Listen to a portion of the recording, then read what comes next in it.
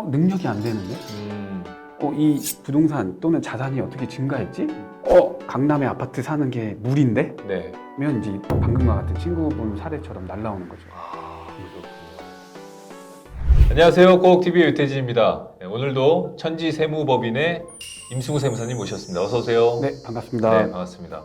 지난번 그 증여세 관련된 영상을 업로드한 후에 많은 분들이 메일로 좀 문의를 주셨거든요. 네. 네, 근데 그러면서 제 친구가 얼마 전에 이제 저랑 이렇게 밥을 함께 하면서 하는 얘기가 부모님이 아들 명의로 이렇게 아파트 한 채를 사줬고 네. 요즘 같은데. 네네. 예, 근데 얼마 후에 국세청에서 증여세를 납부해라라는 고지서를 받았다 그래요. 이게 맞는 건지 굉장히 좀 혼란스러워 하던데.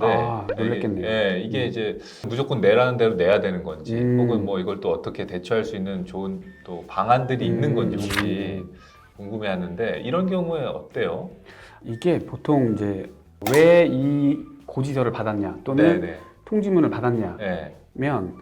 이제 국세청은 네. 본인의 나이, 그 다음에 직업 또는 소득, 네. 그 다음에 재산 상태를 봐서 이 사람이 자산이 증가한 부분에 대해서 이 전반적인 상황을 고려했을 때 능력이 안 되는데?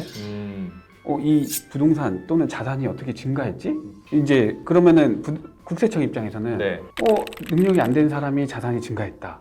이 돈이 어디서 나왔을 거고 네. 이 돈의 성격에 따라서 증여세를 걷어갈 수 있겠는데? 여기서도 이제 시작이 되는 거죠. 일단 그 현재 경제 능력을 보는구나. 그렇죠. 예. 나이도 봅니다. 나이도 보고요. 그 나이에 따른 어떤 평균치를. 근데 좀 너무 천차만별일 것 천차만별이긴 같은데. 하죠. 예. 이제 아역 스타가 그렇죠. 이제 자기 명의로 예. 부동산 살 수도 있는 거지만, 네네. 그러니까 나이와 소득을 이제 고려하는 거죠. 음. 그러니까는 그 소득이라는 건 국세청에 이제 신고된 소득. 네네. 그렇죠. 이제 본인이 뭐 어디서 아르바이트를 하거나 또는 신고되지 않는 소득들이 있다면 네. 그건 국세청은 모른단 말이에요. 네. 그래서 제 주변에는 사례로 예전에 한참 동대문, 요즘은 죽었지만 네. 동대문에서 옷 장사 하시던 분들, 네. 그 다 현금 장사였거든요. 그래서 현금으로 막 한 10억, 20억 있어. 네. 근데 국세청에 신고된 소득이 너무 없어. 그 돈으로 집을 사고 싶어도 못 사는 분들이 있어요. 그래요? 네. 네. 그래서 이제 국세청에 신고된 소득과 그분의 나이대, 직업 이런 걸 전반적으로 봤을 때 강남에 아파트 사는 게 무리인데? 네. 면 이제 방금과 같은 친구분 사례처럼 날라오는 거죠. 그렇군요. 아니 그럼 좀 억울할 수도 있을 것 같은데. 그쵸. 뭐, 그래서 네. 지난번 우리가 했던 네. 촬영했던 네. 그 부모님한테서 돈을 네. 빌리는 방법, 맞습니다. 그 유튜브 동영상 한번 네, 보셔야 네. 될 것 같고, 네. 이제 그렇지 못한 상황에서 이제 이 일이 터졌다면 아무런 대처가 안 네. 된 상황에서. 네. 이때 이제 적극적으로 소명하는 게 필요해요. 이제 자금의 원천이라고 하는 건 결국에는 벌이가 충분히 있어서 네.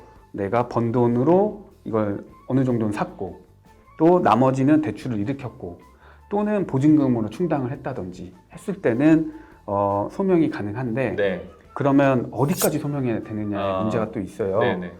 예를 들면 이제 규정은 이렇거든요. 내가 국세청에서 이제 증여로 보는 재산 가액이 있을 거 아니에요. 뭐 예를 들면 강남 아파트 20억이다. 그럼 그 20억 전체를 소명을 해야 되는데 소명을 충분히 했는데도 불구하고 뭐 1, 2억 정도가 남을 수도 있잖아요. 네네. 정확한 규정은 그 소명해야 될 재산 가액의 20%하고 네.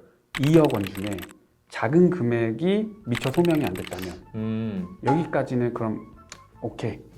근데 20%하고 2억 원 중에 오바된다. 소명하지 못한 금액이. 네. 그러면 그 소명하지 못한 금액 전체는 다 증여로 보는 거죠.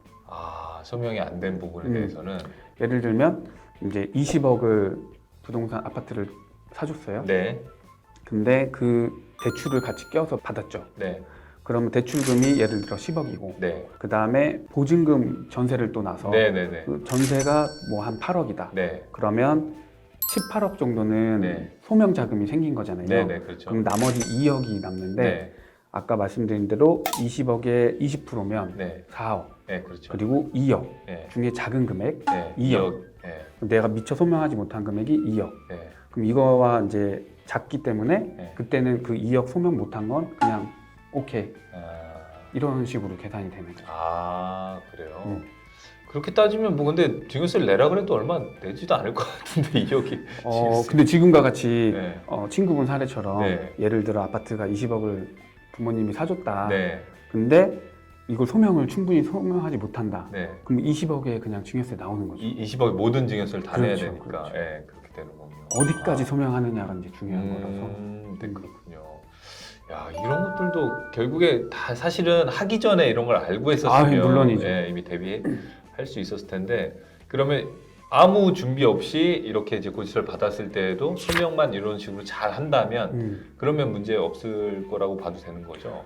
그렇죠. 이제 세무대리인 통해서 네. 충분하게 이제 세무조사, 그러니까 자금 출처 조사인데 네. 조사에 대응을 하셔야 되는 거고, 사실 이제 제 경험상 보면은 충분히 소명되지 않는 금액들이 꼭 있어요. 네네네. 그 금액만큼은 자기가 이제 증여세 내고 가야 된다라고 인식을 하셔야 될 것 같아요. 네, 그렇군요. 하긴 또 부동산 전문 또 팀이 따로 있으시기 때문에 많은 문의를 주고 계신 걸로 알고 있는데 이런 분들도 상당수 있군요. 이제 한참 네, 부동산 붐이었을 때, 네. 거기다가 이제 종부세가 엮여 있을 때 네네. 증여 많이 해주고 또는 자녀 명의로 더 사고 싶은데 자녀 명의로 사는 경우들 네네네. 이런 거 많이 나왔거든요. 아, 근데 그러니까 갑자기 또 생각난 건데 네. 이제 그러면 부모가 자녀를 위해서 집 한 채 못 사주냐 이럴 수도 있잖아요. 그러니까요. 네. 우리 대한민국 정서상 네. 부모님이 자녀가 결혼할 때쯤 되면 네. 뭐 전세보증금이든 그렇죠. 또는 그 정도는. 신혼집 정도는 네. 해주잖아요.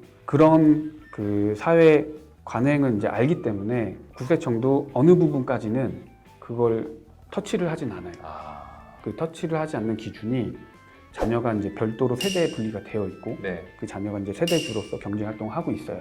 그리고 이제 결혼을 하는데 네. 그 자녀가 이제 30세 이상이라면 현재 기준으로는 1억까지 내려왔어요. 뭐 이제 전세보증금 1억 정도 또는 1억짜리 아파트가 네. 있을지 모르겠지만 네. 그런 거에 대해서는 터치하지 않는 거고 규정이 많이 내려갔어요. 예전에 2억이었거든요. 아, 이제 40세 이상이면 네. 그런 자녀한테는 5억까지 네. 뭐 예를 들면 이제 아파트 4억이었거든요. 네. 그러니까 부동산 취득자금의 4억까지는 증여해 주는 걸로 웬만하면 터치하겠다라고 들리는데. 부동산이 갑자기 올랐고 그 규정이 네. 줄어들면서 네. 그래서 이제 사전에 잘 네. 그러니까 사전에 전략이 좀- 되게 중요하네요. 예. 세무사님하고 상담해 보는 게 굉장히 중요하겠네요. 알겠습니다.